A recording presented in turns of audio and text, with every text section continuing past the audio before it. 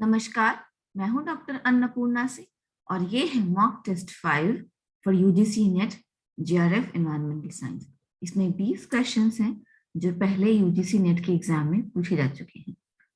Hi, I am Annapurna Singh and this is mock test 5 for UGC NET JRF for environmental sciences students, and there are 20 questions. All of these questions have been previously asked in the UGC NET examination. So let's start with the first question.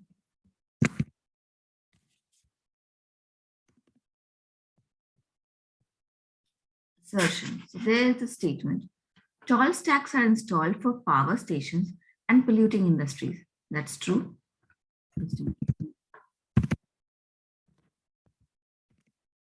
Let me correct this error.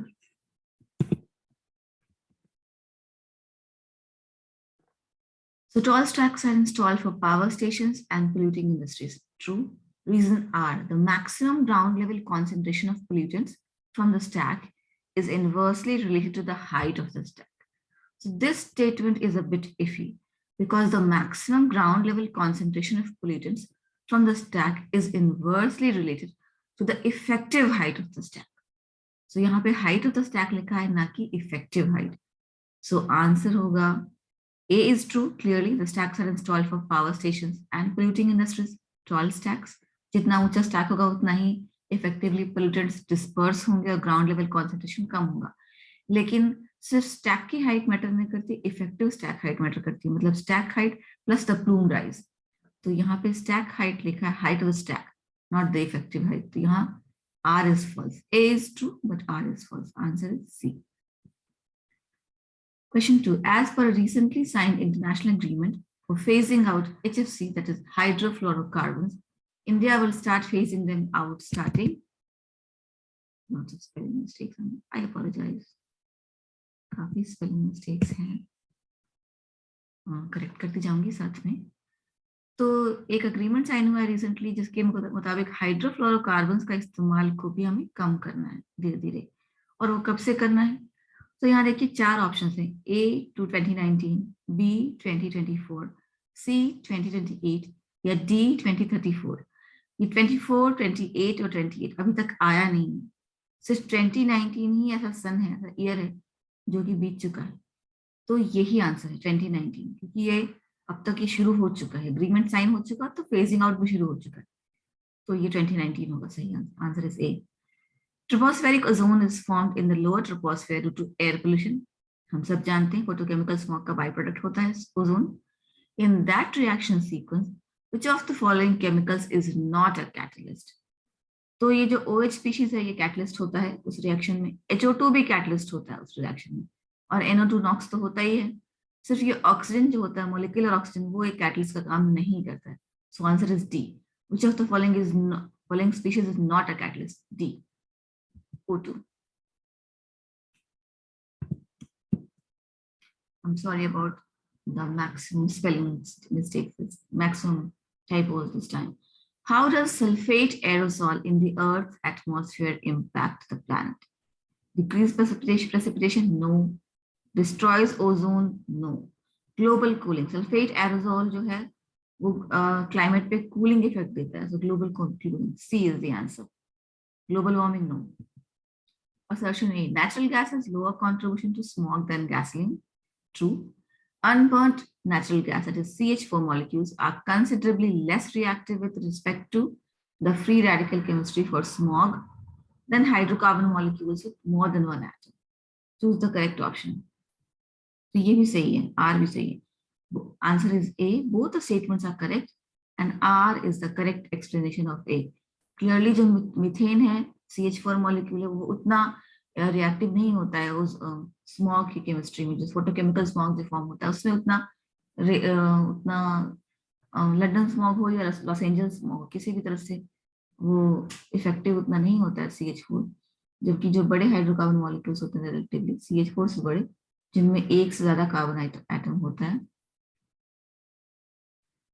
तो वो ज्यादा reactive होते हैं photochemical smog की chemistry. तो answer is A.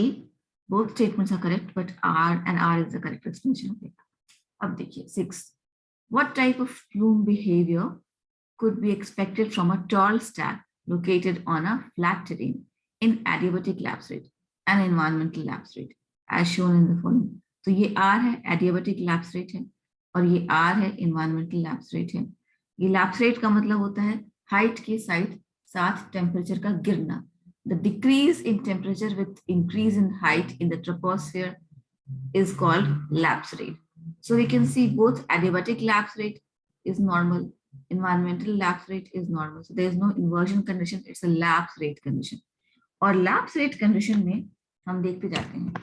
देखिए, जो fanning plume होता है वो हमेशा इन्वर्जन कंडीशन में होता है, क्योंकि फैनिंग प्लूम में जो पोल्यूटेंट्स का डिस्पर्शन होता है वो ज्यादा नहीं होता है जैसे कि इन्वर्जन में होता है. तो फैनिंग प्लूम में इन्वर्जन कंडीशन होता है, तो ये तो आंसर नहीं होगा.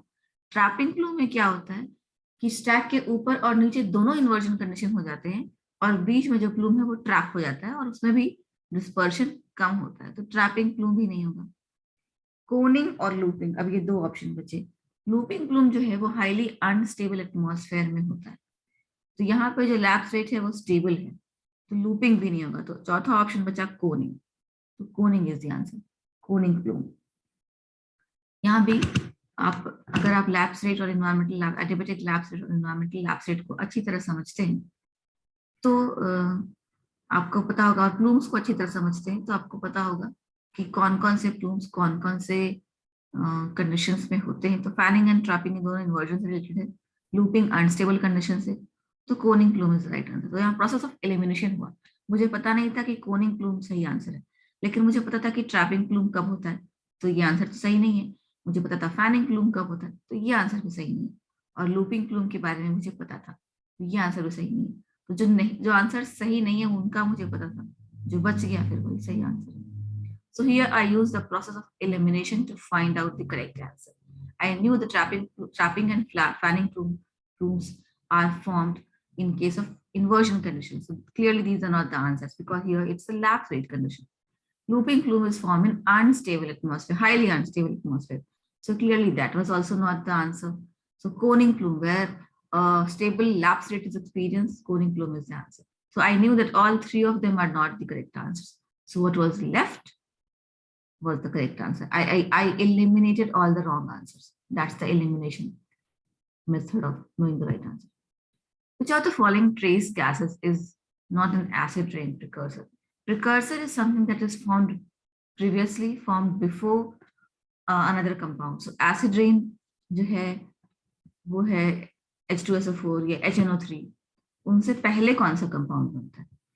Dimethyl sulfide, you will be surprised to know that this is also a precursor. Dimethyl sulfide is oxidized to SO2 and then H2SO4.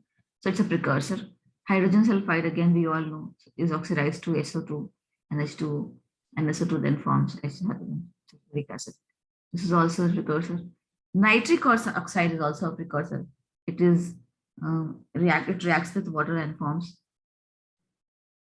HNO3. So that is also a precursor. Nitric oxide is NO. That's also precursor.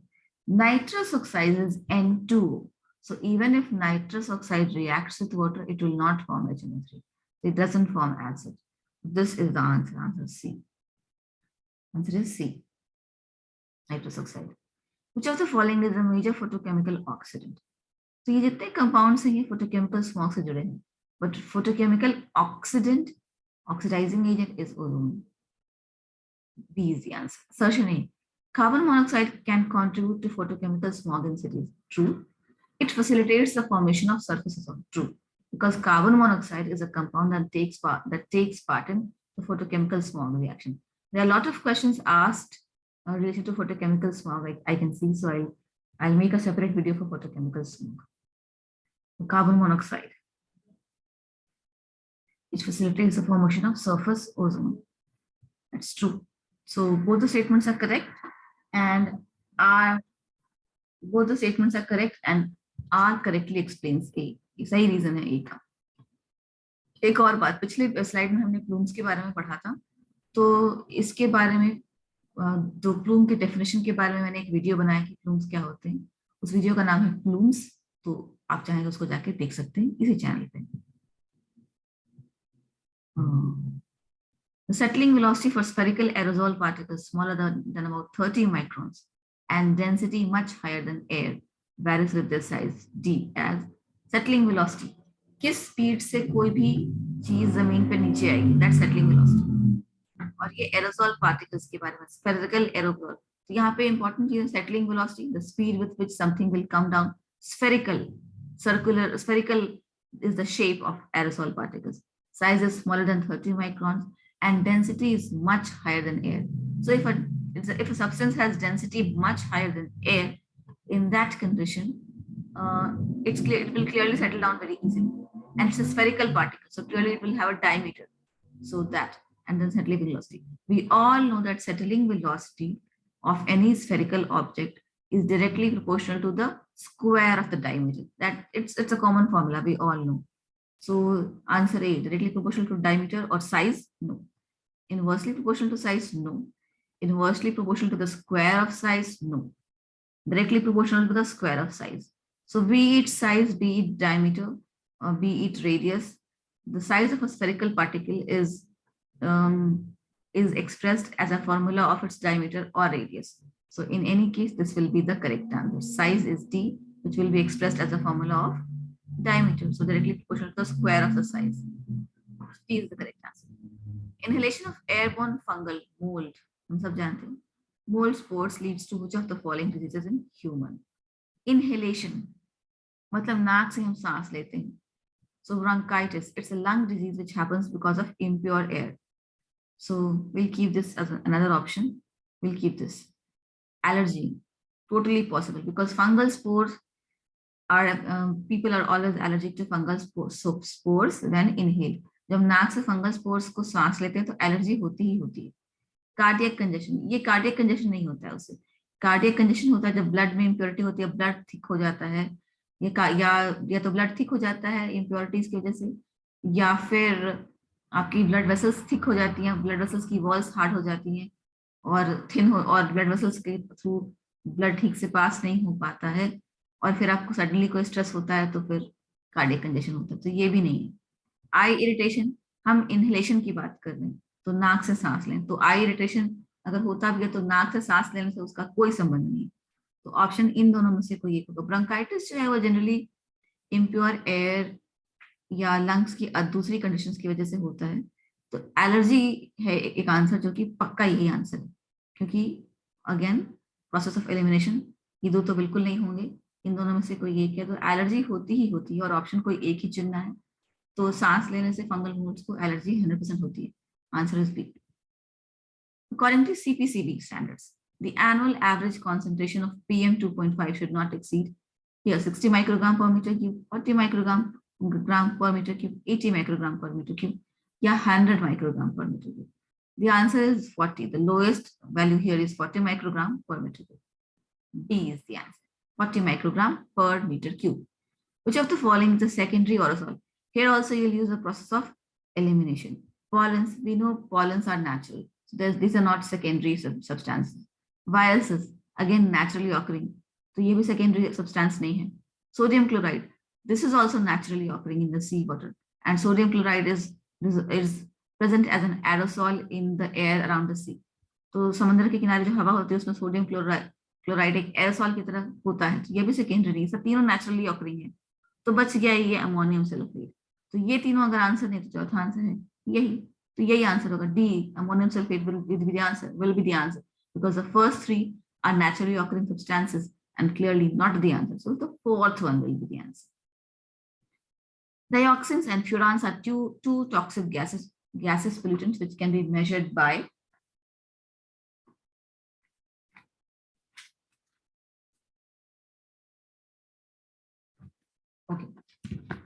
GCMS, gas chromatography, mass spectrometry, TLC, thin layer chromatography, ICP-AES. ICP is inductively coupled plasma atomic emission spectroscopy. तो ये भी नहीं. और atomic absorption, AAS, atomic absorption spectroscopy या atomic absorption spectrometer. Spectrometer is the device, spectroscopy is the technique. So answer is A, GCMS, gas chromatography, mass spectrometry. Dioxins and furans are measured by GCMS. 15. In calorimetric determination of ambient SO2 but by Westgate method, the absorbance of colored complex should be measured at which of the following wavelength? So yeah, there are 4 options: A 550 nanometer, B 650 nanometer, C 450 nanometer, or D 350 nanometer. So we all know that in Westgate method, it gives a red and violet complex with maximum absorbance at around 540 nanometer, which is not here, but the option is 550 here. So we'll say 550. Answer is A, 550 nanometer. So you have to understand this whole process of how SO2 is measured using this method, so that you know the correct answer. So this is a factual question. You have to know the details of the method. आपको पूरा method पता होना चाहिए ताकि आप जान सकें कि आंसर करेक्ट ये है. Which of the following statements is not true in case of point source of Gaussian plume model? Wind speeds are constant with time.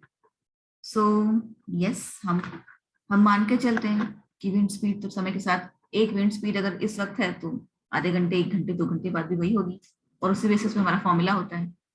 Pollutants are conservative, मतलब जितना पोल्यूटेंट्स इमिट हुआ उतना ही एटमॉस्फेयर में रहेगा, वो कहीं वेस्ट नहीं होगा. कंजर्वेटिव, ठीक है, that also true.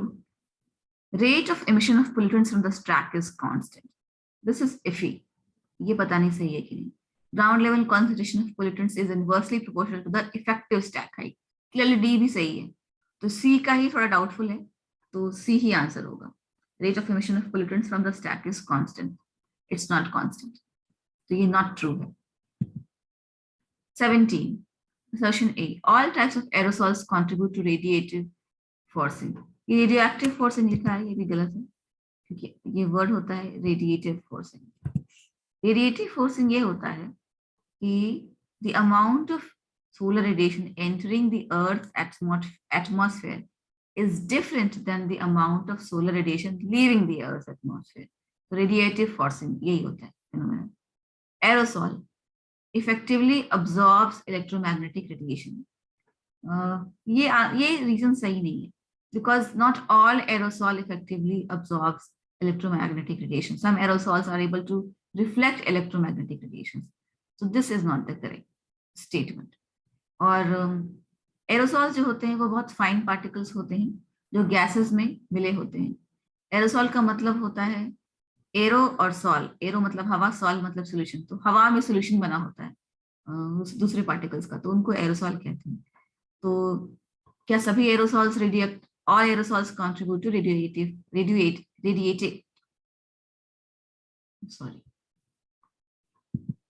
all aerosols contribute to radiative forcing. Radiative forcing होता है कि जितना रेडिएशन अर्थ के एटमॉस्फेयर में आया उतना वापस नहीं गया. तो सारे एरोसॉल्स उसमें कंट्रीब्यूट करते हैं. कुछ रेडिएशन को अब्सॉर्ब करते हैं, कुछ रिफ्लेक्ट करते हैं, और हर हालत में जितना इंसुलेशन आता है उतना आउटगोइंग रेडिएशन कभी नहीं होता है, और उसमें एरोसॉल्स की भूमिका होती है. तो ये स्टेटमेंट तो करेक्ट है. दूसरा रीजन है कि aerosols effectively absorb electromagnetic radiation. तो बहुत सारे एरोसॉल्स हैं जो अब्सॉर्ब करते हैं, पर बहुत सारे एरोसॉल्स हैं जो नहीं अब्सॉर्ब करते हैं. तो ये आंसर ये सही नहीं है. तो बोथ ए एंड, तो अब ऑप्शन देख लेते हैं. ए, both A and R are true and R is the correct explanation of A. No, both A and R are true but R doesn't explain A. R तो true है ही नहीं. A is true but R is false. So answer is C. A is true but R is false because some aerosols do not absorb electromagnetic radiations. A tall stack is located on a flat terrain, emits a plume that is of fanning type. Again, fanning plume inversion condition में होता है. It implies that the atmosphere is under the condition of strong lapse rate, weak lapse rate, inversion, weak lapse rate, below inversion. The answer should be C, inversion. और अगर आप जानना चाहते हैं better कि लैप्स रेट क्या, sorry कि plumes क्या होते हैं, तो प्लीज मेरा वीडियो देखें जिसका नाम है प्लूम्स, इसी चैनल पे. Which of the following air pollutants are released by thermal power plants? Oxides of nitrogen, yes. Oxides of sulfur, yes. Ammonia, doubtful. I don't know ammonia निकलता है कि नहीं thermal power plants. Carbon monoxide, yes. तो ammonia नहीं होगा. तो answer is 1, 2 और 4. The answer is C. 20. Which of the following air pollutant control devices is used to remove very fine particles from cement dust from hot flue gas from cement kiln? यहाँ पे दो चीजें important है, question का answer question में ही है, very fine particle, ठीक है, from of cement dust and hot flue gas, गर्म गैस. बैग, तो options are bag house filters are not effective for very hot gases, so this is not the answer. Cyclone precipitators are effective for bigger particles, so this is also not the answer. Then comes Venturi scrubber and electrostatic precipitator. Venturi scrubber is usually uses a liquid medium. So cement dust जब fine particle है तो हम उसमें liquid medium का इस्तेमाल करना उचित नहीं रहता है, क्योंकि liquid medium से तो cement dust जम जाएगा पपड़ी की तरह और वो निकलेगा नहीं, तो Venturi कवर्स का इस्तेमाल भी नहीं करते हैं. तो ये तीनों ही आंसर नहीं है. इलेक्ट्रोस्टैटिक प्रेसिपिटेटर, इसमें दो प्लेट्स होती हैं नेगेटिवली चार्ज और उनके बीच से हवा को गुजारा जाता है. And the speciality of electrostatic precipitator is that it is able to capture the most fine particles out of the flue gas. So this is the answer, electrostatic precipitator. सबसे छोटे particles जो flue gas में होते हैं उनको भी ये capture कर लेता है इफेक्टिवली. So I hope आज जो मैंने ये क्वेश्चन आंसर सॉल्व किया, ये सॉल्व किया मॉक टेस्ट आपके लिए यूजफुल रहेगा और आपके एग्जाम्स अगस्त में कभी भी हो सकते हैं. मेरे पास अगर इन्फॉर्मेशन आएगी तो मैं आपको जरूर पास ऑन करूंगी. और इसके अलावा जो मैंने वीडियो बनाया है, how to download your admit cards here, how to download your admit card for UGC NET examination, वो वीडियो आप जरूर देखें. उस वीडियो में जो लिंक शेयर की गई है उसको आप हर रोज देखें, क्योंकि किसी भी दिन यूजीसी नेट के एग्जाम का नोटिफिकेशन उन लिंक्स पर आ सकता है. यूजीसी नेट के वेबसाइट का मैंने लिंक शेयर कर दिया है, उस पर आप जाके हर रोज देखें एग्जाम का नोटिफिकेशन आने वाला है या आ चुका है या नहीं, क्योंकि एग्जाम 9 से 12 अगस्त के बीच में होना था और ऑलरेडी हम 1 अगस्त है. तो please go see my video how to download your admit cards या डाउनलोड और for UGC NET, and please log in and see, please click the links in that video's description box to see if there is a new notification about UGC NET examination, because the NET examination was scheduled somewhere around 9 to 12th of February August, I'm sorry, and but the exact dates were not out. So please keep checking that video and keep checking the links in the description of that box of that video. I'll give the link to that video in the description box of this video also, so that you can just go and check it out. And thank you. Jai Hind, Jai Bharat. All the best for your exams.